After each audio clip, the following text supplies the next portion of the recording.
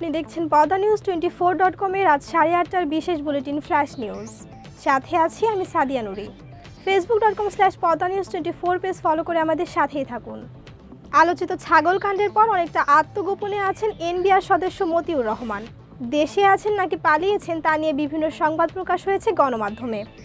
সোমবার সংবাদ মাধ্যমে প্রকাশ হয় মাথা ন্যাড়া করে দেশ থেকে পালিয়েছেন মতিউর। এমন সংবাদ প্রকাশের পর খোঁজ পাওয়া যায় তার। মঙ্গলবার গণমাধ্যমে প্রকাশিত সংবাদে বলা হয়েছে দেশেই আছেন মতিউর।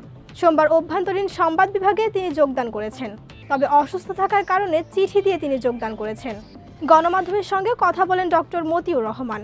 বলেন তার বিরুদ্ধে এত মিথ্যাচার কারা করে, কেন করে বুঝতে পারছেন না। তার বিরুদ্ধে কোনো অভিযোগ নেই, অনবরত মিথ্যাচার করে যাচ্ছে একটি গ্রুপ।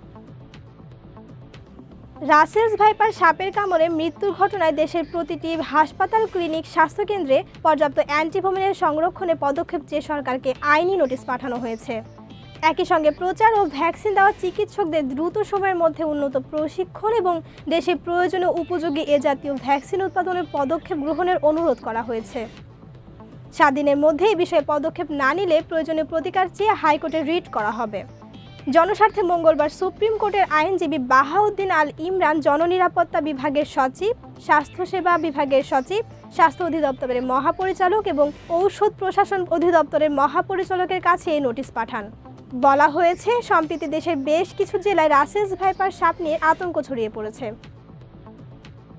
বাংলাদেশের গঙ্গার পানি বন্টন চুক্তির পুনর্বিকরণ নিয়ে ভারতের পশ্চিমবঙ্গের মুখ্যমন্ত্রীর অভিযোগ মানতে রাজি নয় দেশটির কেন্দ্রীয় সরকার। সংবাদ মাধ্যম ডায়েচে ভেলের প্রতিবেদনে বলা হয়, 2023 সালের 24 জুলাই গঙ্গার পানি বন্টন চুক্তির অভ্যন্তরীণ পর্যালোচনা করার জন্য কমিটি গঠন করা হয়েছে এবং সেই কমিটিতে পশ্চিমবঙ্গ সরকারের প্রতিনিধিও ছিল। গত 5 এপ্রিল পশ্চিমবঙ্গ সরকারের সেচ ও পানিপথ বিভাগের যুগ্ম সচিব কেন্দ্রকে জানান আগামী 30 বছরে ফারাক্কা ব্যাচের ডাউন স্ট্রিমের জন্য তাদের কত টাকা লাগবে। সোমবার প্রধানমন্ত্রীকে চিঠি দিয়েছেন মমতা বন্দ্যোপাধ্যায়। সেখানে তিনি অভিযোগ করেছেন গায়ের জোরে উত্তরবঙ্গকে পানি থেকে বঞ্চিত করার চক্রান্ত করা হয়েছে। ব্যবসায়ী নাসির উদ্দিন মাহমুদকে হত্যা চেষ্টা, মারধর ও ভাঙচুর ও ভয়ভীতি দেখানোর অভিযোগ করা মামলায় নায়িকা পরিমণির জামিন মঞ্জুর করেছেন আদালত। মঙ্গলবার ঢাকার সিনিয়র জুডিশিয়াল ম্যাজিস্ট্রেট সাইফুল ইসলামের আদালতে তিনি আত্মসমর্পণ করে আইনজীবীর মাধ্যমে জামিনের আবেদন করেন।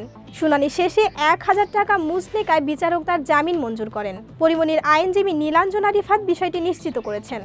গত 18 মার্চ ঘটনার সত্যতা পেয়ে প্রতিবেদন দাখিল করেন মামলার তদন্ত কর্মকর্তা আইপিআই ঢাকা জেলার পরিদর্শক মনির হোসেন। এরপর আদালত প্রতিবেদন গ্রহণ করে 25 জুন পরিমণি ও জুনায়েদ বগদাদি জিমি ওরফে জিমকে আদালতে হাজির হতে সমন জারি করেন। আইসিসি টি-20 বিশ্বকাপের নবম আসরে সেমিফাইনালে জায়গা করে নিয়েছে ভারত, দক্ষিণ আফ্রিকা, ইংল্যান্ড ও আফগানিস্তান। এবার দলগুলোর সামনে শেষ 4 বাধা কাটিয়ে শ্রেষ্ঠত্বের লড়াইয়ে জায়গা করে নেওয়ার মিশন। মঙ্গলবার বাংলাদেশ ও আফগানিস্তানের ম্যাচ দিয়ে শেষ হয় সুপার 8 পর্বের লড়াই। একদিন বিরতি দিয়ে মাঠে গড়বে সেমির লড়াই।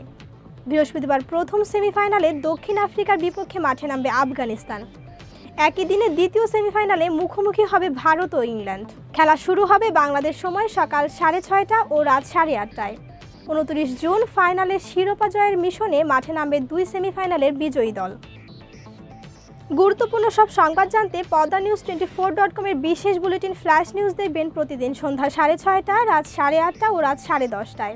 ফ্ল্যাশ নিউজ দেখতে ফেসবুকে আমাদের ফলো করুন facebook.com/poddanews24 আর ইউটিউবে সাবস্ক্রাইব করুন youtube.com/@poddanews24 চ্যানেলটি। নিয়মিত দেশ বিদেশের আপডেট সব সংবাদ জানতে ভিজিট করুন মাল্টিমিডিয়া নিউজ পোর্টাল poddanews24.com। পরবর্তী ফ্ল্যাশ নিউজ দেখার আমন্ত্রণ জানিয়ে বিদায় নিচ্ছি আমি সাদিয়া নুরি। ভালো থাকুন, সুস্থ থাকুন।